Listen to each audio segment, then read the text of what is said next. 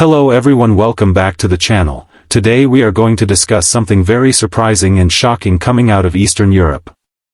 A mutiny has erupted in Belarus, protests are spreading everywhere, and the most unbelievable part is what Putin just did to Lukashenko.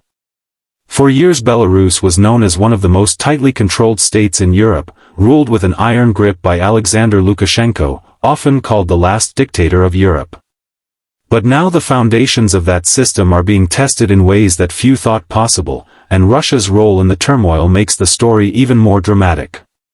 What is happening in Belarus right now looks less like normal politics and more like a system breaking down under its own weight, with every move closely tied to the decisions made in Moscow. When we first look at the outer layer of this crisis, the picture is striking. The streets of Minsk and other major cities are packed with demonstrators waving the old national red and white flag, chanting slogans of freedom and demanding that Lukashenko step aside.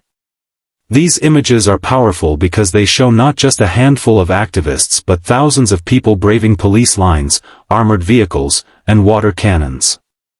It is the exterior that shows the raw passion and determination of the people.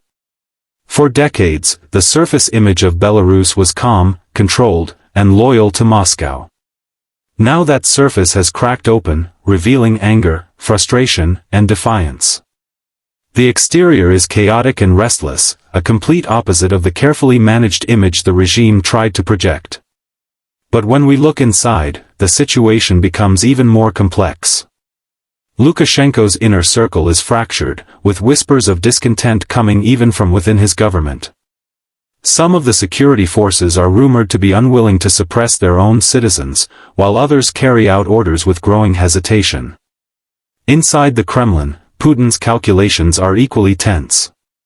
For years, he propped up Lukashenko as a dependable ally, but now he appears to be pressuring him rather than protecting him.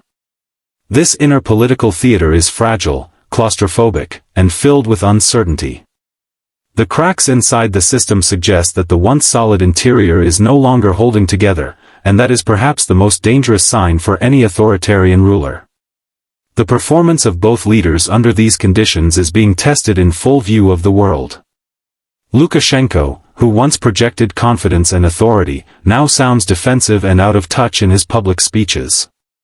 His attempts to rally loyalty seem forced, his promises fall flat, and his actions appear desperate. Putin, on the other hand, is performing a delicate balancing act.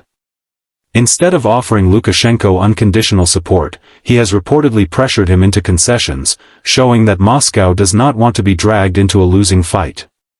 This performance is not just about saving Belarus. It is about preserving Russia's credibility and influence. Every gesture, every decision, is closely scrutinized by neighboring countries, NATO, and the United States.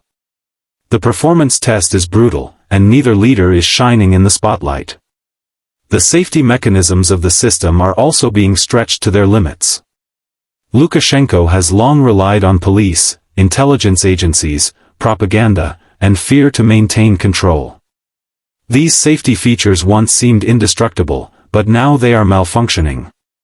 Riot police cannot contain the growing waves of demonstrators, tear gas and rubber bullets fail to silence the chants of freedom, and the state-controlled media has lost credibility among much of the population. Even loyal officials are leaking information, showing that fear is no longer enough to secure obedience. For Putin, the safety features of his influence are also being tested. His military presence, his economic leverage, and his political pressure are still strong, but they cannot guarantee absolute control over Belarus. The supposed safety nets are fragile, and both leaders now see that no system is completely shielded from the anger of the people. One of the most fascinating aspects of this crisis is its unique features. Unlike previous protests in Belarus, which were often small and contained, this mutiny is broader, deeper, and more determined. It involves not just students or activists, but also factory workers, professionals, and even some former officials. The scale and determination make it unique in Belarusian history. Another unique factor is Putin's unexpected maneuver.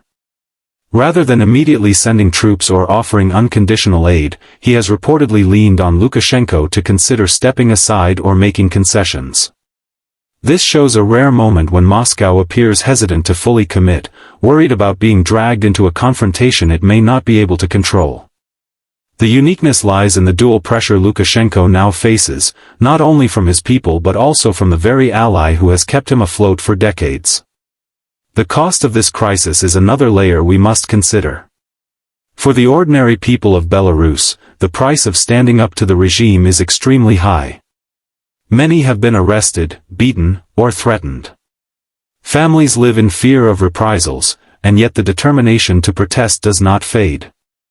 The people are paying in blood, in freedom, and in economic security, but they believe it is worth it for the chance of real change.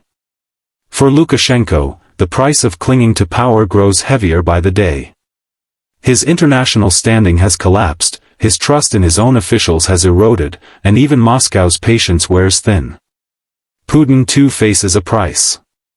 If Belarus spirals into chaos, Russia risks losing its strongest buffer against NATO, damaging its regional influence, and encouraging dissent inside its own borders.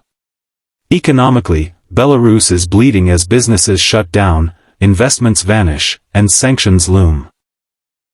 Politically, both Minsk and Moscow are paying a price in legitimacy, credibility, and international trust.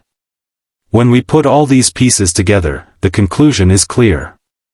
This mutiny in Belarus is not just another round of protests, it is a defining moment in the country's modern history. The exterior shows us courage and anger in the streets, the interior reveals cracks in loyalty and growing weakness within the system, the performance shows leaders struggling to keep control under pressure, the safety features prove far less reliable than once believed, the unique points highlight how rare and impactful this moment truly is, and the price demonstrates the enormous cost being paid by everyone involved. What Putin just did to Lukashenko by pressuring him instead of fully supporting him may turn out to be a decisive turning point.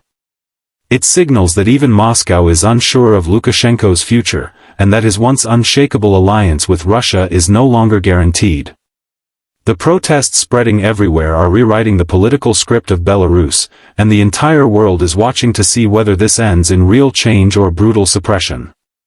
For now, one thing is certain. The old system is no longer working the way it once did. The people of Belarus have shown they are willing to pay a high price for freedom, and Putin's surprising shift has added an entirely new layer of uncertainty. The outcome will decide not only the fate of Belarus but also the credibility of Russian influence across the region. As we watch the developments unfold, it becomes clear that history is being written in the streets of Minsk, and the consequences will reach far beyond Belarus itself.